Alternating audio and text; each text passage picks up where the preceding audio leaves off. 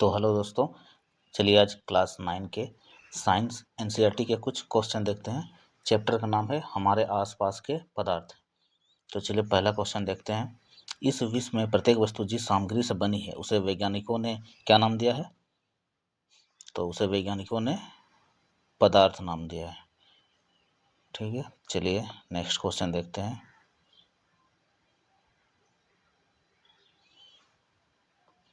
भारत के प्राचीन दार्शनिकों ने पदार्थ को 5 मूल तत्वों में वर्गीकृत किया था, जिसे क्या कहा गया? उसे पंचतत्व कहा गया। ठीक है, यह पंचतत्व कौन कौन से हैं? तो ये पंचतत्व है आपका वायु है, पृथ्वी, अग्नि, जल और आकाश। चलिए अगला क्वेश्चन देखते हैं। पदार्थ के कण निरंतर गतिशील होते हैं, अर्थात उनमें कौन सी ऊर्जा होती है? तो पदार्थ के कण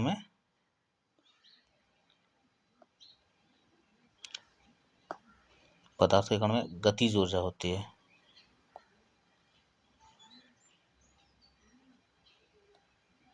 ठीक है, चलिए अगला क्वेश्चन देखते हैं। तापमान बढ़ने के साथ कणों में कौन सी ऊर्जा बढ़ जाती है? तो तापमान बढ़ने के साथ कणों में गतिज ऊर्जा बढ़ जाती है। चलिए नेक्स्ट क्वेश्चन देखते हैं। दो विभिन्न पदार्थों के कणों का स्वतः मिलना क्या कहलाता है? तो वो विसरण कहलाता है। दो विभिन्न पदार्थों के कणों का स्वतः मिलना विसरण कहलाता है।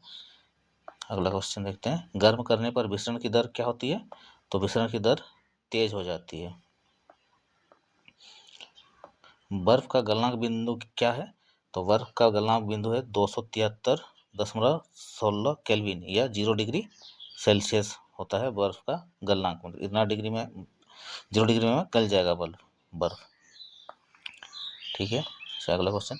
जब वायुमंडलीय दाब का मान 1 एटमॉस्फेयर हो तो ठोस CO2 कार्बन डाइऑक्साइड द्रव अवस्था में आए बिना सीधा गैस में परिवर्तित हो जाती है। इसी कारण से ठोस कार्बन डाइऑक्साइड को क्या कहते हैं? तो उसको शुष्क बर्फ ड्राई आइस कहा जाता है। ठीक है, चलिए अगला क्वेश्चन। पदार्थ की अवस्था यानी ठोस, द्रव और गैस किसके द्वारा तय किया जाता है? तो वो दाब और तापमान के द्वारा तय किया जाता है। अगला क्वेश्चन। पदार्थ की कुल कितनी अवस्था है? तो पदार्थ की कुल 5 अवस्था है। कौन कौन सा है? ठोस है, द्रव है, गैस है, प्लाज्मा और बोस-आइंस्टाइन कंडेंसेट। चलिए अगला क्वेश्चन देखते हैं। फ्लोरेंस ट्यूब और नियॉन बल्ब में क्या पाया जाता है? तो उसमें प्लाज्मा मिलता है। फ्लोरेंस ट्यूब और नियॉन बल्ब में प्लाज्मा मिलता है। चलिए अगला क्वेश्चन है। किन कणों का आकर्षण बल सबसे अधिक होता है? तो ठोस के कण का आकर्षण बल सबसे अधिक होता है। और किन कणों का आकर्षण बल सबसे कम होता है? तो गैस के कणों का आकर्षण बल सबसे कम होता है। सबसे ज़्यादा ठोस का होता है, फिर द्रव का, उसके बाद गैस का। ठीक है, विसरण की दर सबसे अधिक किस में होता है? विसरण का दर सबसे अधिक गैस में होता है। अगला क्वेश्चन। अभी चलिए कुछ राशि और उसके मात्रक और प्रतीक को देखते हैं। इसको भी याद करना बहुत बहुत ज़रूरी है। चलिए, तापमान का मात्रक क्या होता है? केल्विन, और उसका प्रतीक होता है के। ठीक है, लंबाई का मात्रक होता है मीटर और इसका प्रतीक होता है एम। द्रव्यमान का मात्रक होता है किलोग्राम और उसका प्रतीक होता है केजी। अगला देखते हैं। भार का मात्रक होता है न्यूटन और उसका प्रतीक होता है एन।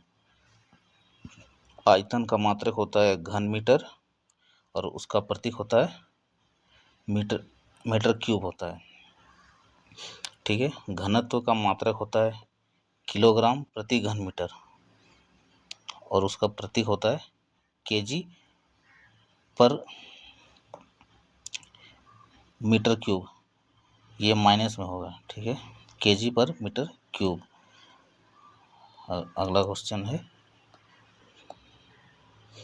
दाब का मात्रक पास्कल होता है और उसका प्रतीक होता है पीए।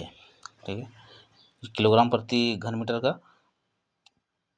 प्रतीक होता है केजी पर मीटर क्यूब होगा, ये 3 माइनस में होगा।